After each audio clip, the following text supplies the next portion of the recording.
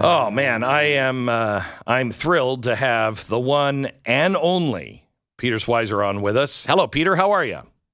Hey, I'm great, Glenn. Good to be with you as always. Thanks for having me. You bet. You are the president, not that you don't know this, but let me introduce you. The president of the Government Accountability Institute, the author of Red Handed, and the co-host of The Drill Down. Peter, I wanted to talk to you about a couple of things. First of all, have you ever seen anything like what the FBI is currently doing with the National Archives to Donald Trump? Anything like it?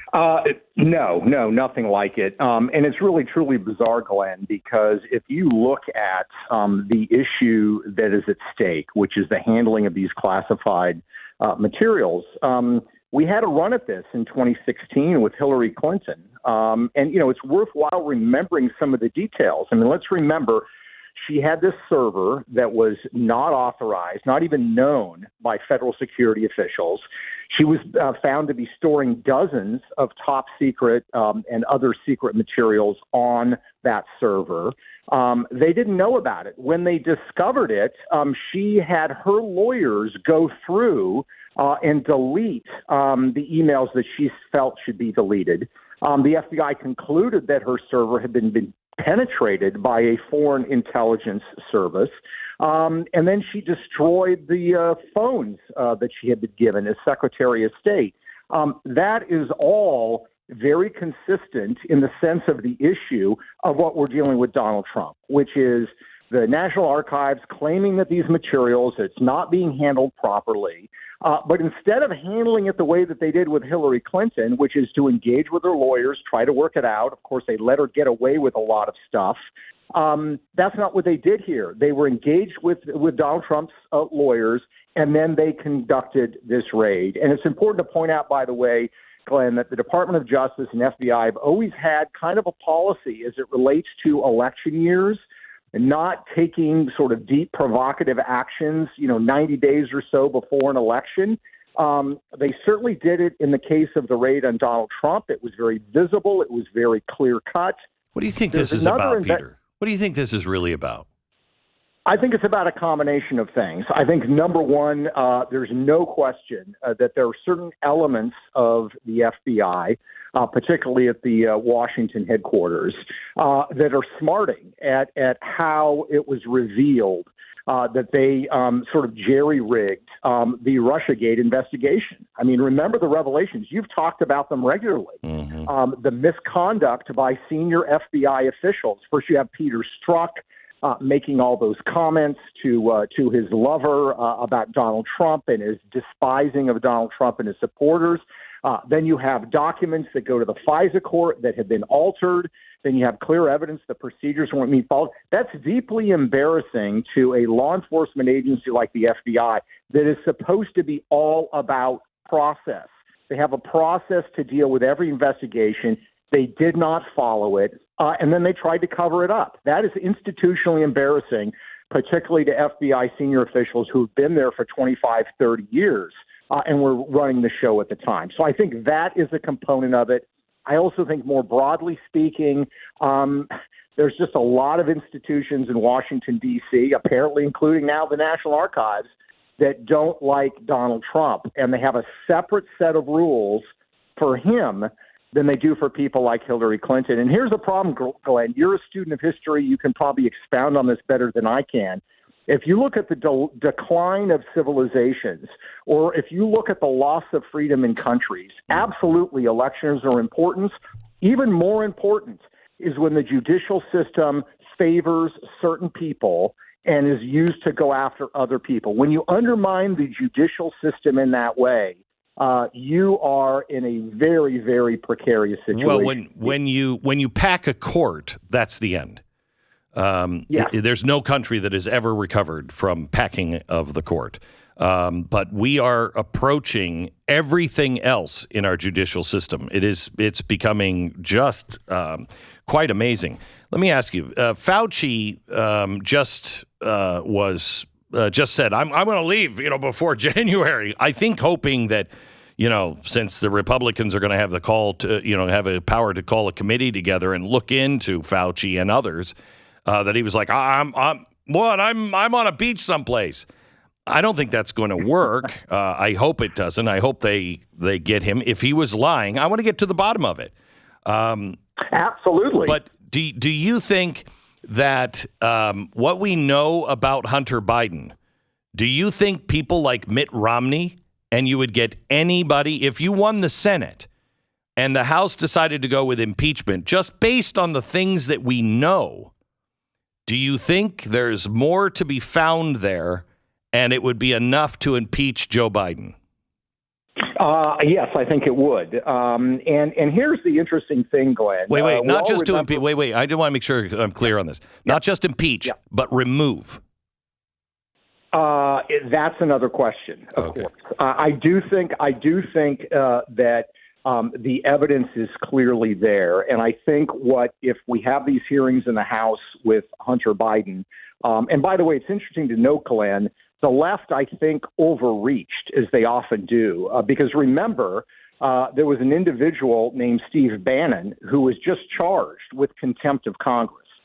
So what happens when the House calls Hunter Biden next year and he refuses to show up? I mean, you've got a problem there if you are on the political left. But my view is this has always been not a story about the hookers, about the cocaine, about the drug abuse. And it's not even been a story just about Ukraine and Russia. For me, it's always been about espionage and about the fact that Chinese intelligence has their claws into this family. And all you have to do is look at, very simply, the 4 businessmen that Hunter Biden received tens of millions of dollars from in China. They're all directly linked to the highest levels of Chinese intelligence. And that ain't a coincidence. By the way, it would have been pretty easy for Hunter Biden to discover who these individuals are. We were able to do it based on public records. He could have done the same thing. So the point is, that puts it into a different category. The problem that you have with elected officials like Mitt Romney is they really do view high elected office as a club. And I understand, Glenn, you want to have camaraderie, right? You want to try to get along with people. You want to try to have a sense of common purpose. But you can't gloss over major crimes and major security threats. Oh, that club thing is ridiculous. If Rush Limbaugh would have been corrupt and doing all kinds of things that would hurt our country, every talk radio host in America would have turned on him. Yeah, and the reason is, by the way, is because by him doing that, it would have been horrible for the club. Exactly right. That's the way that Mitt Romney, unfortunately, does not see it. So, yes, I do believe that there's going to be grounds there. I think for Anthony Fauci, the question, and I talked about this a little bit in Red-Handed, let's just try to get to the bottom of this question of where this virus that shut down our country, that killed 1 million people, where it actually came from. And what we know for a fact is that Fauci, very early on, immediately jumped in, not as a scientist or as a medical professional. They wouldn't do that. As a bureaucrat, and immediately declared, no, this had to be naturally occurring. This is not a lab leak. I mean, he immediately killed that. Yeah. He needs to stand before the American people and explain why. Because here's a guy who has declared himself as science. So you explain to us why, and we need to get to the origins of this. To this point right now, here today, Glenn, as we are talking, going back to 2020 when the virus started, there has not been a single congressional hearing in the House of Representatives on the origins of the COVID virus. There hasn't been one in the Senate either. That is shocking to me. Shocking to me. If you view this as a war, almost 1 million Americans have died. We've had this huge damage to our civil liberties and to our economy, and nobody in responsibility in Washington wants to know how this war started or who's responsible. It's ridiculous. So I hope they make that a priority. And Anthony Fauci needs to answer questions under oath, not rushed, not with a 5-minute rule, but very specific questions he needs to answer about why he tried to cover this up. Because you'll notice, Glenn, the conversation is shifting. A lot of people are coming out of the woodwork now and saying there is mounting evidence that we've talked about all along that this was man-made and created in a lab. More with Peter Schweizer here in just a second. If you haven't read Red-Handed, you need to. All of the people in Washington that are just taking money from our enemies, it needs to be stopped. We'll talk to Peter Schweizer a little bit more. I've got two questions on Joe Biden that I think are disturbing coming up in just a second. So, Peter, I find it amazing that we haven't had time to look into, the laptop of Hunter Biden. FBI just has not had the time to do that. They haven't had the time to finish the Durham report. And yet, boy, they arrested a couple of people who were accused of stealing Joe Biden's daughter's diary, which they said wasn't real for a very long time. And I'm all for putting people in jail who stole something. They shouldn't have stolen it. However, that is disturbing if you know what was inside of that diary. Yeah, and look, I mean, nobody obviously knows exactly, if this is her diary. I mean, I haven't done any forensic work on it. Maybe other people have. But again, it goes back to this larger issue, Glenn, which is he's president of the United States. His family is engaged in these financial relationships with Chinese officials who are linked to the CCP. And now there's a document floating around that may or may not be accurate that apparently has some very salacious, damaging things to Joe Biden. Are foreign intelligence agencies aware of this? Do they have copies of this? Has this been used as leverage against Joe Biden? I mean, these are the kinds of questions that used to be asked during the Cold War. We have an entire counterintelligence apparatus that is supposed to look into this stuff and explore it. And yet it's sort of head in the sand kind of mindset in Washington, D.C. It doesn't matter what the vulnerabilities or the possible points of leverage that foreign intelligence services have on this president. We're just going to pretend they don't exist. And that's the part that is truly shocking to me. And you're quite right. The priorities of the FBI when it comes to these issues, I know for a fact, because it's been reported back in 2020 that Tony Bobulinski shared his materials with the FBI. There's no evidence, and I have it on pretty good authority, that nothing has been done with that material. And now you have this FBI official who reportedly the whistleblowers identified as slow walking or suppressing the investigation of Hunter Biden. The reporting's been, Glenn, is that he resigned and he's retiring and he's getting his pension. I mean, that's the it is sick what's going on. It is really sick what's going on. And could I mention a name that nobody's heard for a while? Durham. Where the hell is the Durham report? Yep, the Durham report and also the Hunter Biden grand jury. What could be going on is, again, they violated it, in blazing glory with the Trump raid. But the DOJ has had this policy that 90 days or so before an election, you're not going to come out with something that's damaged. That may be what's going on with the grand jury, because I do have some people that are aware of what's going on, and that seems to be there's been a lot of activity. They're kind of quieting things down. But again, what people are looking for, Glenn, is consistency.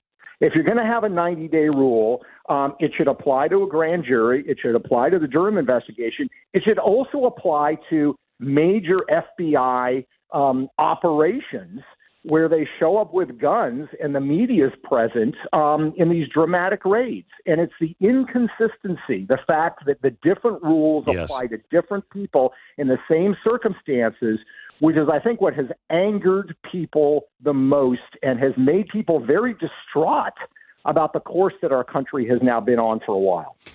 With the amount of money that our government is spending now, Peter, and I know this is really what you've been, this is what started you on so many of these journeys, was the waste and the corruption of our public funds.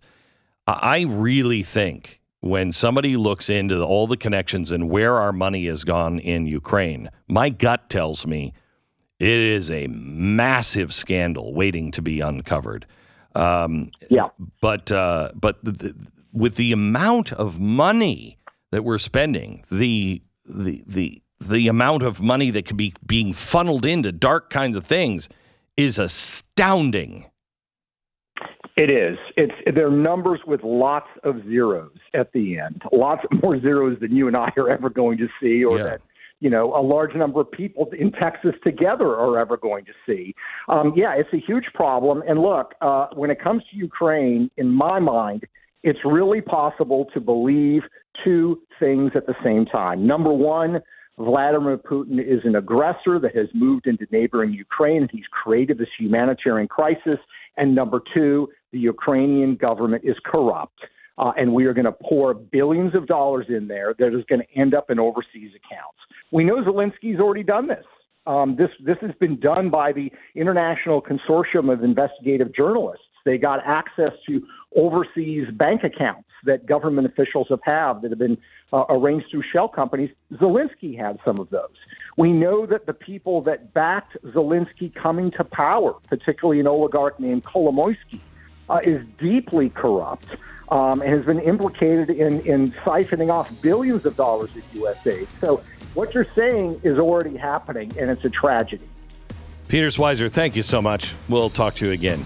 PeterSchweizer.com and grab his book, Red-Handed, or listen to the podcast, The Drill Down. Peter Schweizer.